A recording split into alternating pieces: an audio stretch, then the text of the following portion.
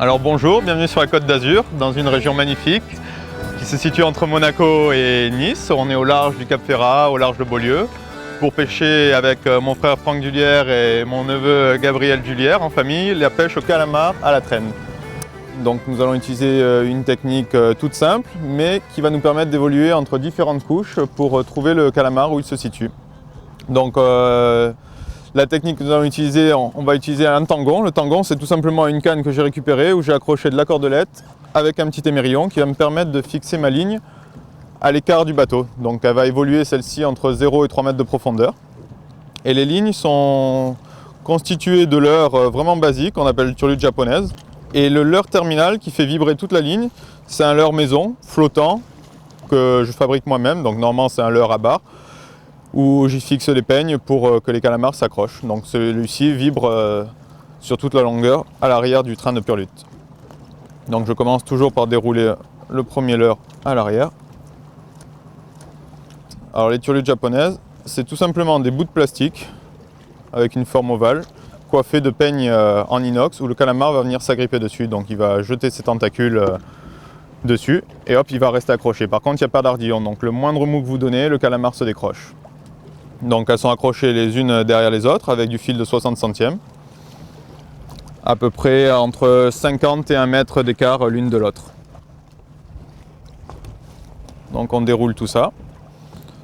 Donc plus on met de turlutes japonaises, plus on augmente nos chances d'en attraper. Donc là je crois que j'en ai à peu près 6, plus le leurre terminal.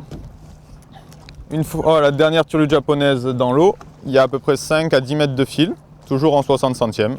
Vous pouvez mettre du nylon plus gros, donc du 81 centièmes. Ça évitera les nœuds dans le bateau lorsque vous remontez, quoi. Quand vous faites pêcher les enfants ou quoi, qui n'ont pas trop l'habitude, on peut faire énormément de nœuds avec les turlutes qui ont les piquants, donc qui s'accrochent dans le nylon. Donc on déroule ça, on a à peu près donc 15 mètres de ligne dans l'eau. Et on arrive à la paravane. Alors la paravane, c'est un plomb avec du plastique et ça forme une espèce d'aileron qui va, selon l'inclinaison, plonger plus ou moins. Et là, par exemple, ma ligne est accrochée sur l'extérieur de la paravane, donc du côté tribord. Et à la touche, ça va tirer dessus et ça va modifier l'inclinaison de la paravane qui va remonter à la surface et se tendre sur le tangon. Donc je vais voir la touche à ce niveau-là parce que la paravane va monter à la surface. Donc là, elle fait à peu près 200 grammes et on va la faire naviguer à peu près à 3 mètres. Donc on déroule.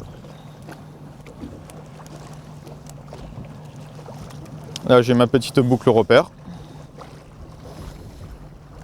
que j'accroche à mon émerillon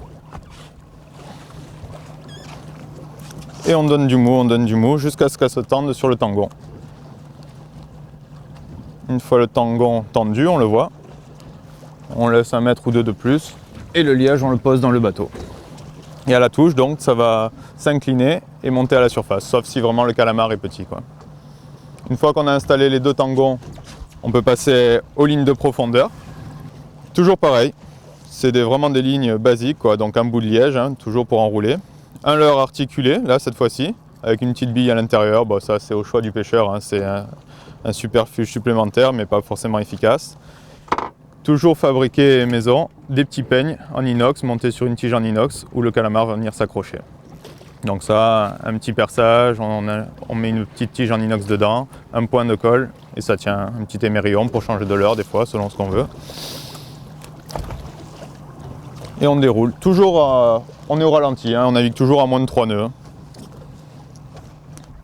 Donc là, on voit les différentes couleurs de turlute japonaise.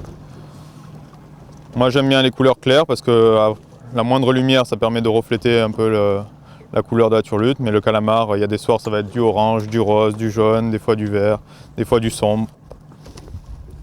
Ça, il ne veut pas nous le dire, ce qu'il préfère. Donc on déroule. C'est le courant qui nous tire, hein. Au fur et à mesure qu'on avance, c'est pas moi qui l'attends, je déroule tout simplement. C'est toujours en ligne. Il ne faut pas faire de virage brusque, c'est tout. Là, je suis arrivé à ma dernière turlute. Entre les turlutes, j'ai 1 mètre, j'ai mis à peu près 6 turlutes, donc je suis à 6 mètres. Après, je lâche entre 5 et 10 mètres, où je viens fixer ma paravane. Donc celle-ci, c'est la paravane que je vais tenir à la main, qui va être derrière le bateau, dans l'alignement du bateau. Donc je n'ai pas donné d'angle. Mon émerillon est accroché vraiment dans l'axe de la paravane. Là, selon les trous, je choisis une inclinaison maximale. Donc la paravane va naviguer comme ceci, avec la vitesse du bateau, et va plonger, va maintenir ma ligne au fond. Et selon la longueur de tresse que je lâche, ça augmente plus ou moins la profondeur. Bon, au bout d'un moment, elle sature, hein, selon la vitesse où on va, et même j'ai beau lâcher 30 mètres de fil, elle ne calera plus, hein, parce qu'il y a la pression des turlutes japonaises derrière qui m'empêche de caler trop profond. Donc là, je lâche un peu plus pour passer en dessous. Arrivé là, je trouve un système pour l'accrocher pour pas qu'elle me gêne. Donc j'ai les petites agrafes, hop, elle reste dans l'axe du bateau. Donc là, mon frère en a une autre aussi. Donc on a nos 2 lignes au fond, nos 2 tangons. Et là, maintenant, on ajoute une ligne en surface. On va installer la canne joker. C'est celle qui nous permet de faire un calamar de surface ou de récupérer les calamars qu'on loupe au cul du bateau. Donc c'est toujours pareil, un petit leurre articulé, 4 turlutes japonaises et accroché tout simplement sur une petite canne souple, ce qui va nous permettre de voir les touches, quoi. Donc là, on déroule. On lui laisse entre 20 et 30 mètres et elle va naviguer à moins d'1 mètre de profondeur. Et des fois, on fait de très jolis calamars sur cette canne-là, des fois des plus gros. Et donc c'est tout simplement une canne basique avec une petite tresse très fine qui va augmenter la sensibilité de la touche. Et toujours pêcher frein desserré, sinon le calamar s'arrache, les tentacules sont très fragiles, donc avec la vitesse du bateau et la traction du calamar, il s'arrache. Donc là, on desserre bien le frein, on la met au milieu, elle ne nous gêne pas, on peut naviguer. Une fois qu'on est tout installé, là on attend le meilleur moment qui est la tombée de la nuit. C'est un moment très court qui dure entre 1 heure, 1 heure et demie, qu'il faut optimiser au maximum. C'est pour ceci qu'on utilise un maximum de lignes. Donc là on en utilise 5, 2 montées sur tangon qui évoluent entre 0 et 3 mètres de profondeur, les 2 lignes à main qui évoluent entre 6 et 10 mètres de fond, et la canne de surface entre 0 et 1 mètre, donc qui évolue vraiment en surface. Et maintenant on attend et c'est parti, hein, je crois, hein. La nuit tombe.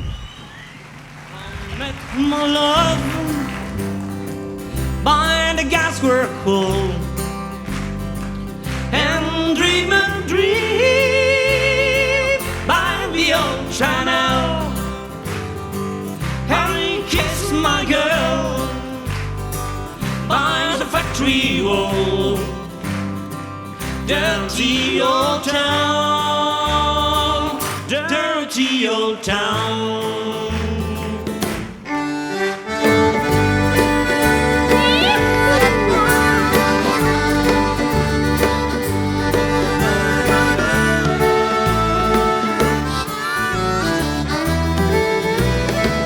Ah, là je crois que j'en ai un.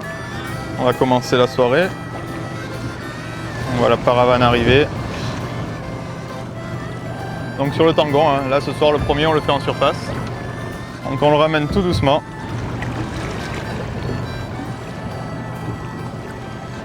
Je sens un poids différent, donc on confirme bien qu'il y en a un. Là on le voit arriver, on est en train de ramener, donc tout doucement. On arrive aux turlutes. Les turlutes, on les prend dans les mains, comme ça. On le voit là-bas, bon, il n'est pas gros, hein. On commence, on en avait loupé un avant, parce qu'on voit qu'il y a des narwhals. Je vais vous montrer après. Donc il est là.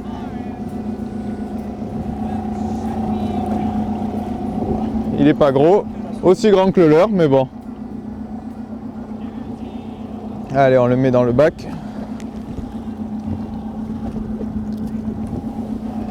Et on remet la ligne. Donc là, on a gardé toutes les turlutes dans les mains. On regarde bien quand on les remet à l'eau.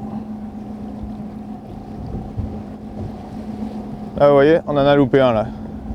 Il y a les ventouses qui sont restées collées. Donc ça, il faut les enlever parce qu'on dirait qu'on n'a pas de touche quand on les a, quand on les laisse. Voilà, on souffle un coup. On regarde bien que le nylon se mette bien, vous voyez, qu'il ne fasse pas de tour. Hop. On laisse partir, le courant il nous entraîne toute la ligne dans l'eau. On arrive à la paravane, on regarde bien l'angle, hop, et elle part. Ça se tend sur le tangon, et voilà, on est en pêche encore. Il n'y a plus qu'à.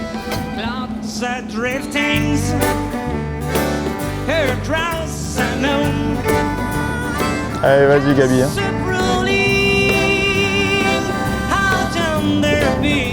Toujours sur le leurre de derrière.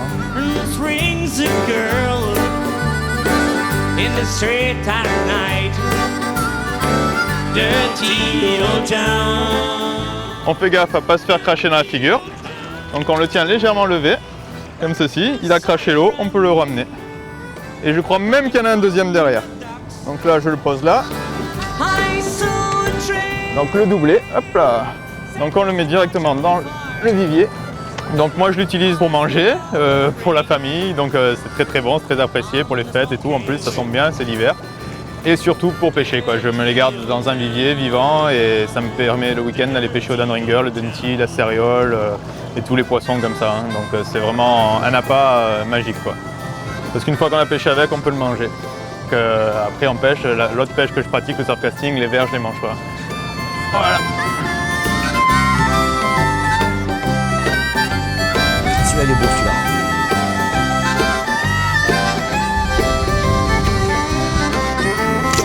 Voilà. Tu vois qu'il a repris de l'eau dans le bac. Wing to man. Donc là, bien faire attention d'étaler le fil au fond du bateau, comme ça, pas mettre les pieds dedans. On a bien senti la touche. Là. Comme la mer elle bouge un peu, ils sont assez agressifs quand même. Hein. Ils veulent pas les laisser passer les leurres. Là, on fait attention au passage de la paravane, pas d'à-coup. Hop. Faire gaffe aux turbulences du moteur aussi.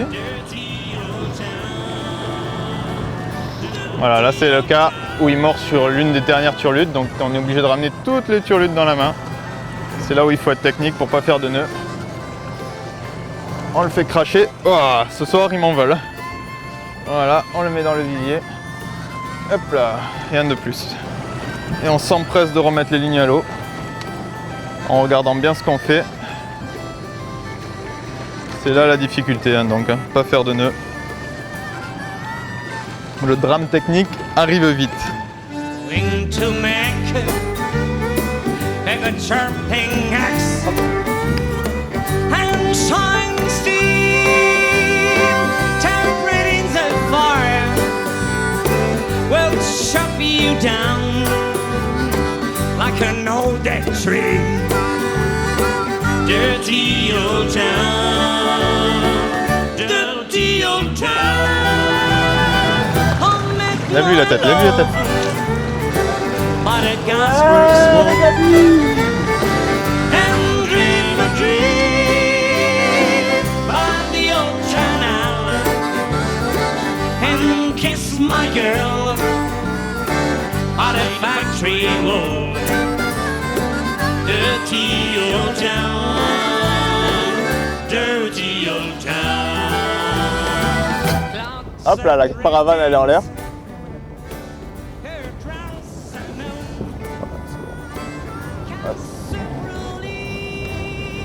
Toujours, oh là là, il tire bien là. On contrôle toujours le sondeur. On pêche donc dans une eau aux alentours des 10 mètres, quoi, à une vitesse. Donc là on est à 2 nœuds, 1 nœud 8, 2 nœuds. C'est un choix. Soit on va vite, on parcourt du terrain, on en fait un peu plus, mais on en loue plus. Soit on va un peu moins vite et en gros c'est ça, quoi. Ah non mais qu'est-ce que c'est? Ah, un sabre. C'est un sabre. C'est ça qui t'a tiré tout à l'heure. Ah, vous voyez, on n'attrape pas que des calamars. Hein. Comme vous pouvez le voir, même les poissons sont là. Oh là. Ah ben il est reparti. Regardez-le. Hop, hop, hop, hop, hop. Hop. Bon, ben on va continuer. Hein.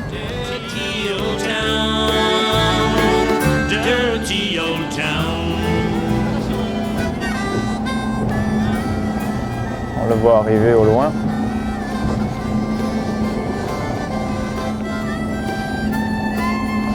Voilà un joli calamar. Donc là on va s'arrêter, on en a fait suffisamment pour aller les manger en famille. En espérant que vous avez passé une bonne soirée avec nous et que vous avez appris pas mal de choses sur ce bel animal qu'est le calamar.